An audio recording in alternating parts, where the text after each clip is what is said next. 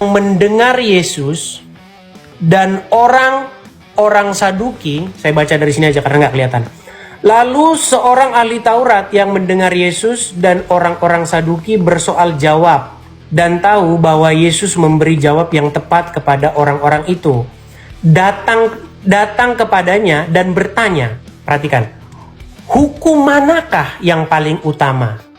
Jawab Yesus, hukum yang terutama ialah, dengarlah hai orang Israel, Tuhan itu Allah kita, Tuhan itu Esa.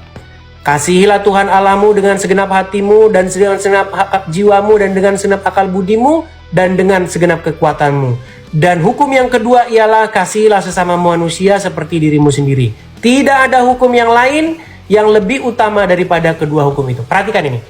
Lalu kata ahli Taurat itu kepada Yesus, tepat sekali guru, benar katamu itu, bahwa dia Esa dan tidak ada yang lain kecuali dia. Saya balikan lagi, tidak ada yang lain kecuali dia.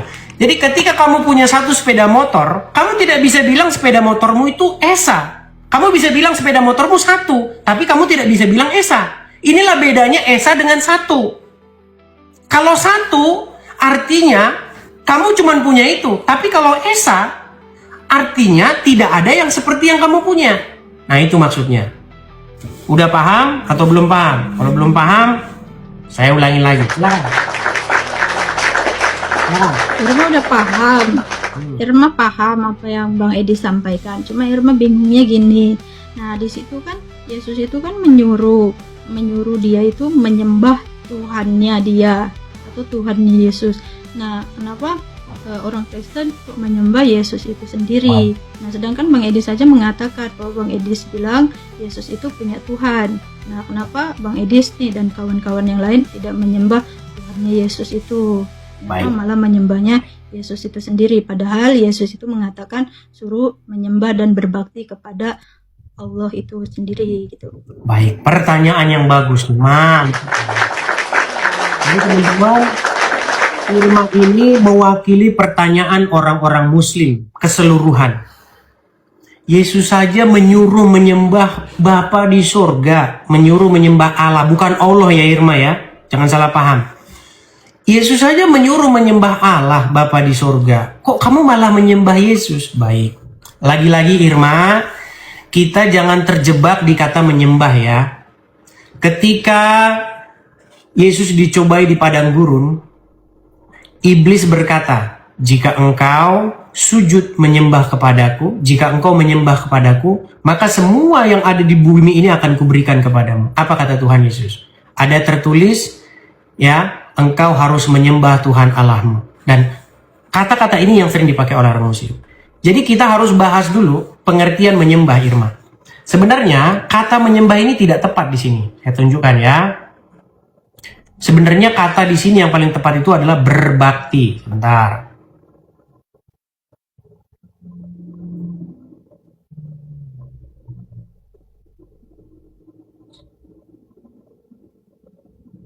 Baik.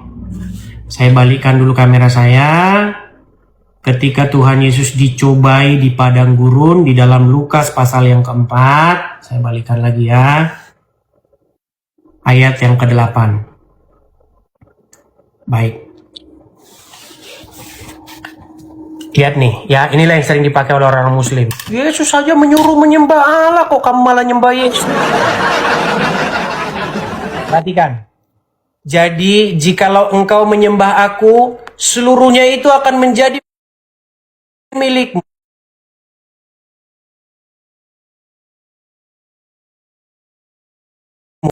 Tetapi Yesus berkata kepadanya, ada tertulis, engkau harus menyembah Tuhan Allahmu, dan hanya kepada Dia sajalah engkau berbakti. Jadi kita harus bisa membedakan. Kita cek bahasa aslinya ya. Kita klik ini besar. Oke. Kita cek. Irma kan juga ngerti bahasa Inggris. Irma kan mau ke Amerika sebenarnya. Baik. Tadi pasal yang keberapa? Ke-8 ya. Oke, kita cek, kita pecah kata-kata per kata ya. Kita pecahkan kata per kata di sini. Baik, ini kata per katanya Irma. Dan setiap kata ini dikasih bahasa aslinya.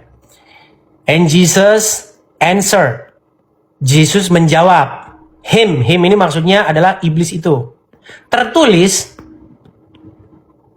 you are to worship the Lord, your God, and to serve only Him.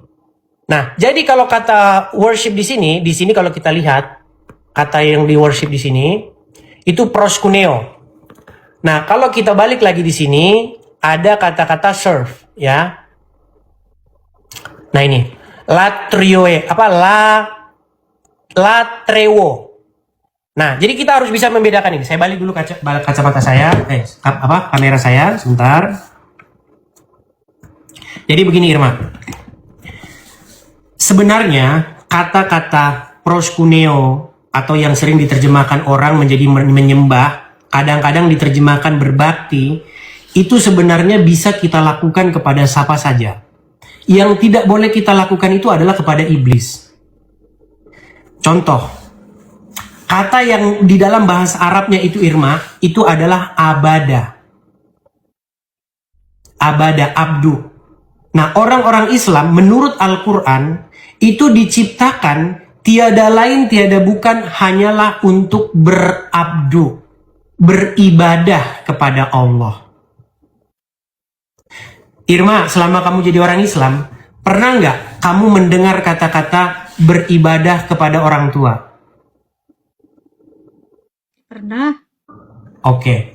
Apakah dilarang beribadah kepada orang tua? Beribadah? Enggak lah, sama orang tuanya berbakti. Nah, masalahnya ini yang jadi masalah Irma. Berbakti itu bahasa Indonesia, beribadah itu bahasa Arab. Padahal artinya sama. Beribadah, ibadah itu bahasa Arab aslinya, bukan bahasa Indonesia. Tapi kita adopsi jadi bahasa kita kan.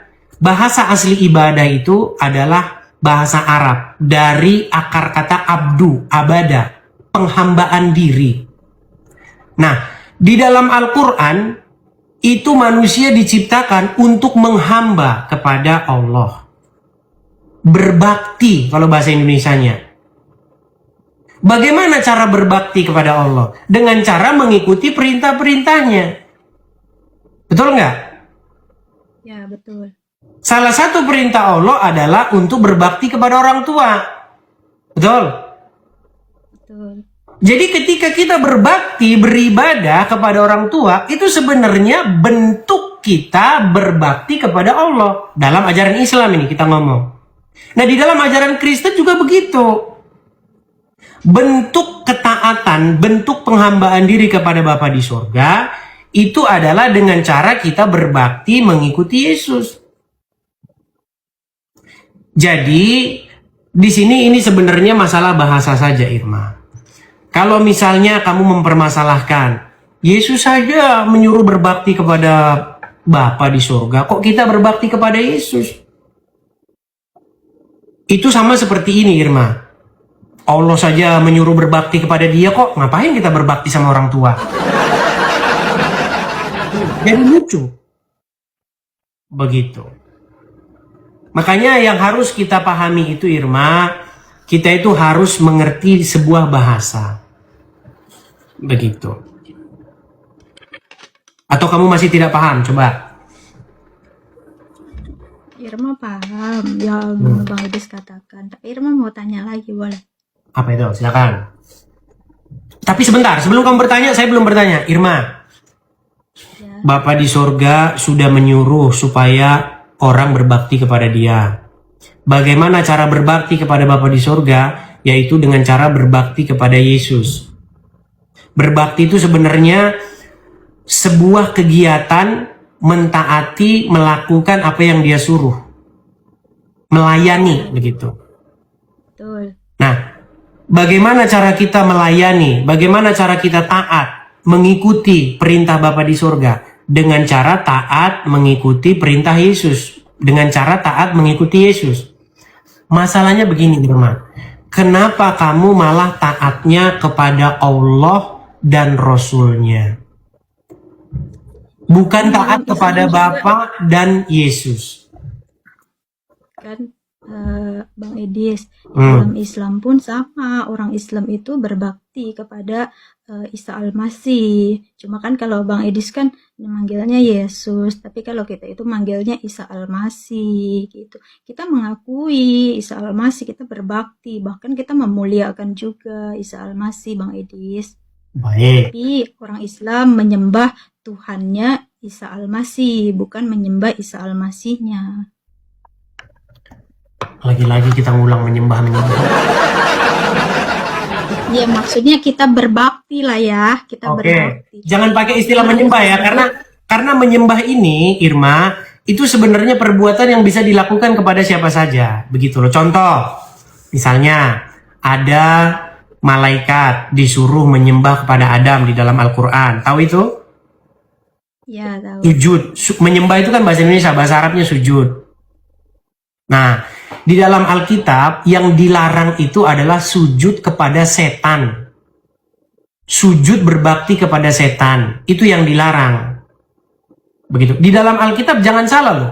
Sujud kepada raja-raja itu lumrah. Bahkan di dalam agama, di dalam Al-Quran, Yusuf itu sujud kepada bapaknya. Mereka itu sujud kepada Yusuf dan bapaknya. Dan itu perbuatan yang nggak masalah di dalam. Makanya jangan kita terpelintir. Bukan sujud yang sedang kita bahas, tetapi berbakti.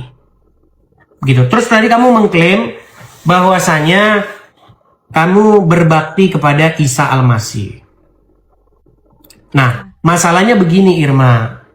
Isa Al-Masih ini, apakah dia ini adalah tokoh yang historis, tokoh yang sejarah? Ataukah Yesus tokoh yang historis dan sejarah? Karena kalau kita baca Al-Quran, Isa Al-Masih di dalam Al-Quran itu sudah jadi orang Arab. Iya, karena begini, Isa di dalam Al-Quran nyuruh nyembah Allah.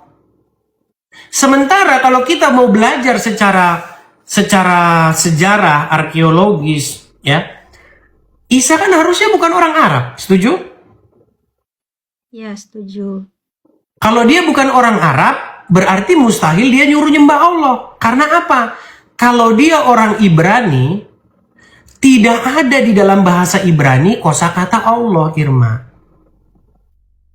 Bagaimana dia nyuruh nyembah Allah sementara fakta di lapangan kata Allah itu nggak ada? Coba bagaimana kamu menjelaskan ini? Kalau Irma, setahu Irma sih ya, dalam Islam nih ya, Isa Al-Masih itu diutus Allah untuk Bani Israel gitu ya. Ketika dia berbicara kepada Bani Israel, apakah dia berbicara dalam bahasa Arab? Tidak. Oke, ketika dia tidak berbicara dalam bahasa Arab, berarti mustahil keluar kosakata Allah dari mulutnya. Setuju? Ya. Lalu bagaimana Irma memfitnah bahwasanya Isa yang historis, Isa yang tokoh sejarah menyuruh nyembah Allah? Kalau yang Irma baca sih, Irma ikutin dari kitab Bibelnya Bang Edis. Yang Yesus itu menyuruh sembahlah Allahku dan juga Allahmu. Hanya kepadanya lah kita berbakti. Nah, tadi sudah saya bilang kan sama teman-teman. Karena LAI menerjemahkannya jadi Allah. Jadi orang Muslim bacanya Allah. Jadi teman-teman, selama saya itu melakukan seperti ini, saya sudah bisa. Saya tahu gitu di mana letak-letaknya. Jadi Irma, ketika kita membaca terjemahan LAI, di situ Tuhan Yesus berkata, ada tertulis, jangan engkau. Sebentar saya baca ya, terjemahan LAI ya. Nih, ada tertulis, Lukas pasal yang keempat, Yesus berkata, ada tertulis, engkau harus menyembah Tuhan Allahmu dan hanya kepada Dia sajalah engkau berbakti. Jadi di sini Irma, Yesus tidak sedang menyuruh orang-orang untuk menyembah Tuhan di dalam pengertian Tuhan itu adalah Allah. Tuhannya orang Arab. Tuhannya orang Mekah. Tetapi di sini Yesus berkata kepada iblis, supaya apa? Supaya yang disembah itu adalah Tuhan. Tuhan di situ merujuk kepada Bapa di surga. Dan hanya kepada Dia sajalah kita berbakti. Apakah Yesus berbakti kepada Bapa di surga? Saya jawab iya. Apakah Yesus menyembah Bapa di surga? Saya jawab iya. Oke, bentar, Irma tanya dulu. Yang dimaksud Bapak di surga nih, kalau Bang Edis manggilnya siapa? Bapak di surga atau ada Seperti Tuhan Yesus mengajari Bapa di surga, begitu. Oh, Bapak di surga. Ya. Dan itu bukan Bapak di Allah. surga berarti ada satu ya, kayak Tuhannya Yesus. Nah, terus Yesus itu Bang Edis panggil Bapak juga. Enggak, Panggil Yesus kan. tidak. Jadi bapaknya saja, bapaknya yang di atas, Yesusnya yang di bawah gitu. Ya, ketika kita memanggil Bapa di surga, kita panggil seperti Tuhan Yesus memanggil, yaitu Bapa. Ketika kita memanggil Yesus, kita panggil Tuhan, seperti murid-murid memanggil Yesus Tuhan. Tapi ingat Irma, bahwa murid-murid bukan orang Indonesia. Mereka tidak pernah manggil Yesus Tuhan, karena mereka bukan orang Indonesia. Mereka memanggil Yesus dengan panggilan Maran Yeshua. Atau misalnya kalau mereka itu orang Jawa, dia panggil Yesus itu Gusti. Tetapi dia panggil Bapa di surga juga Gusti, sama-sama Gusti, dipanggil sama-sama Gusti. Berarti kalau hitung kayak gitu, berarti Tuhan itu bukan Esa, Bang Edis. Berarti dua dong. Kalau Tuhan merujuk kepada siapa dulu, gitu loh. Ketika kamu katakan Tuhan, di dalam pikiranmu itu kata Tuhan tuh kamu tujukan ke siapa dulu? Kepada Bapa di surga atau kepada Yesus? Iya, kepada Bapa di surga. Ya, dia Esa, tidak ada yang seperti dia. Tidak ada yang menyerupai dia. Betul. Di antara para Allah, di antara dewa-dewi, di antara sesembahan-sesembahan masyarakat, tidak ada yang seperti dia. Berarti nggak sama lah ya. Yesus is di bawah lah. Bapak di surga adalah Bapak yang besar lah gitu ya. Tuhan Yesus berkata, Bapa yang mengutus aku lebih besar daripada aku. Yes, kamu tidak akan melihat bentuk rupanya, apalagi mendengar suaranya, ya kan? Bukan. Itu dikatakan oleh Tuhan Yesus kepada orang-orang ahli-ahli Taurat dan orang-orang Farisi yang mereka tidak mendengar, yang mereka tidak melihat bagaimana Bapa di surga itu berfirman. Begitu. Supaya kita tidak salah paham di sini. Nah, cuman yang jadi masalah begini Irma, kalau misalnya Tuhan Yesus berkata, Bapa lebih besar daripada aku. Lalu logika dari mana? Lalu kamu membuat bahwa Muhammad dan Allah itu harus diikuti. Kalau Irma kan tidak hidup sejaman ya. Tidak hidup sejaman dengan Yesus ataupun dengan Nabi Muhammad kan. Otomatis kita di sekarang ini kita mengenal itu dari tulisan. Ya kan? Ya nggak Bang Edis? Betul. Nah, banyak Irma itu tahu gitu tentang Islam itu hal yang tidak ada di zaman itu tapi dibuktikan di zaman sekarang. Bang Edis. Bukan, maksudnya begini loh. Sebelum kita membahas nanti kamu membahas keajaiban Al-Quran, mujizat Al-Quran, kita bukan bahas itu. Gini loh. Kan intinya Alkitab mengajarkan untuk mengikuti Yesus. Betul? Yes. Oke. Kemudian ulama-ulamamu, saya tidak bilang Al-Quran, tapi ulama-ulamamu. Karena Al-Quran tuh nyuruh ngikut Yesus juga. Ulama-ulamamu menyuruh mengikuti Muhammad. Setuju? Kalau Irma kan orang Islam, Irma tidak berpatokan dengan ulama, tapi Irma berpatokan kepada Al-Quran dan hadis. Oke. Kalau ulama tuh, Irma nggak berpatokan kepada ulama. Baik, apakah kamu tidak mau Apakah Mengikuti Nabi Muhammad ya karena perintah Allah, bukan perintah ulama. di dalam Al-Quran, Irma, tidak pernah ada di dalam Al-Quran itu perintah untuk ngikutin Muhammad. Di dalam Al-Quran itu perintah itu untuk mengikuti Rasul. Apakah kamu percaya bahwa Isa itu Rasul? Percaya. Di dalam Alkitab, Yesus juga seorang Rasul. Tahu?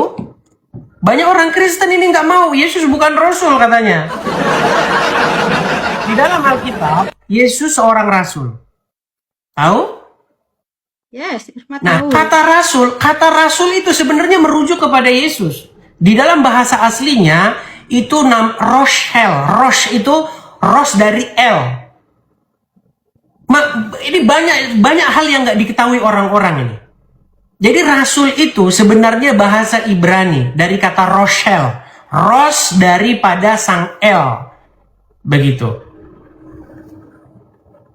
Utusan daripada Elohim. Itu sebenarnya merujuk kepada Yesus, bukan merujuk kepada Muhammad. Kalau misalnya kamu pahami Rasul di situ adalah Muhammad, di dalamnya kan dikatakan di dalam Al-Quran, sesungguhnya di dalam diri Rasul itu terdapat suri tauladan yang baik. Setuju? Setuju. Dan kita disuruh ngikut. Setuju? Setuju. Oke. Dulu kamu masih ingat gak, Irma? Kita pernah ngobrol. Muhammad menyuruh hal-hal yang tidak baik dan kamu sudah mengiyakan saya. Saya harap kamu jangan karena kebencianmu kepada saya, jangan karena kebencianmu kepada satu kaum, kamu tidak lagi menggunakan logika kamu. Saya tahu latar belakang kamu, Irma, kamu udah cerita panjang lebar sama saya. Saya tahu masa lalu kamu gimana, kamu udah cerita. Bagaimana kamu akhirnya pada waktu itu udah ngomong. Nggak bisa saya mengatakan Muhammad nih suri tauladan. Ketika dia menikahi anak di bawah umur. Ketika dia menyuruh seorang perempuan menyusui pria lain. Apakah bisa kita katakan itu suri tauladan yang baik? Tapi kan waktu Irma tanya sama Bang Edis, Irma kan bertanya lagi sama Ustadz yang paham tentang Islam, maksudnya kayak ulama atau kiai gitu. Jadi Irma tuh dijelaskan dari apa yang Bang Edis sampaikan. Contohnya, Irma. Ya, Contohnya, kebaikan apa? Kebaikan apa? Kebaikan apa yang dicontohkan oleh Muhammad ketika Muhammad menyuruh seorang perempuan menyusui pria lain yang bukan suaminya? Yang mana lah Bang Edi sama?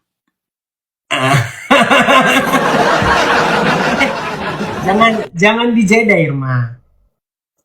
Irma, jangan melihat Google. Dia ngeliat Google atau dia ngangkat telepon dari Nandar. Jangan debat sama dia. Ayo Irma, jangan lari loh. Tangan saya di sini ya teman-teman ya. Irma, nanti kalau apa namanya, kamu terpental, saya tidak menurunkan kamu ya. Tangan saya bikin di belakang. Halo teman-teman ya. Bukan saya yang mau menendang dia ya. Dia kabur. Nah, ya teman-teman. Jadi inti yang saya maksudkan itu begini teman-teman ya. Inti yang saya maksudkan begini. Banyak, bahkan orang-orang Kristen ya, yang sering menganggap bahwa saya itu katanya sedang mengecilkan Yesus. Ketika saya bilang begini, Tuhan Yesus berkata, nih, Bapa lebih besar daripada aku. Itu kata Tuhan Yesus, bukan kata saya itu. Lalu karena saya ngomong begitu, saya jadi kamu mengecilkan Tuhan. Dengan kita mengatakan Bapa lebih besar daripada aku, sebentar ya. Bentar ya.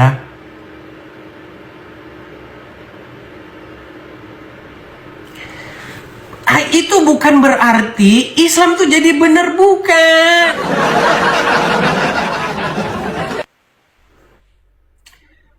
Yohanes pasal 10 ayat 29. Kadang-kadang kita ini jangan mau terjebak dengan framingnya orang Islam. Karena banyak orang Kristen ini nggak mau dengan mengatakan begini, jadi nanti Islam benar katanya. Nih, Yohanes pasal yang ke-10 ayat yang ke-29. Tadi kan Riva berkata, ya kan Bapak lebih besar. Ya terus kalau Bapak lebih besar, Muhammad jadi benar gitu?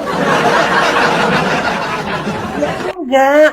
Kalau Bapak lebih besar, berarti Islam jadi benar, jadi ngikutin Allah. Ya enggak lah, Irma. Aduh, gimana? Perhatikan. 29 ya. 29. Ini Tuhan Yesus yang bilang ya. Bapakku yang memberikan mereka kepadaku lebih besar daripada siapapun. Perhatikan. Bapakku yang memberikan mereka kepadaku lebih besar daripada siapapun. Dan seorang pun tidak dapat merebut mereka dari tangan Bapa. Ya kan? Apakah kalau mengatakan Bapa lebih besar daripada siapapun lalu Islam jadi benar, Irma? Ya enggak lah. Ceritanya ya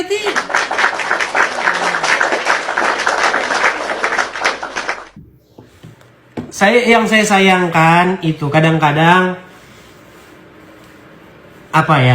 banyak orang Kristen yang nggak bisa menjelaskan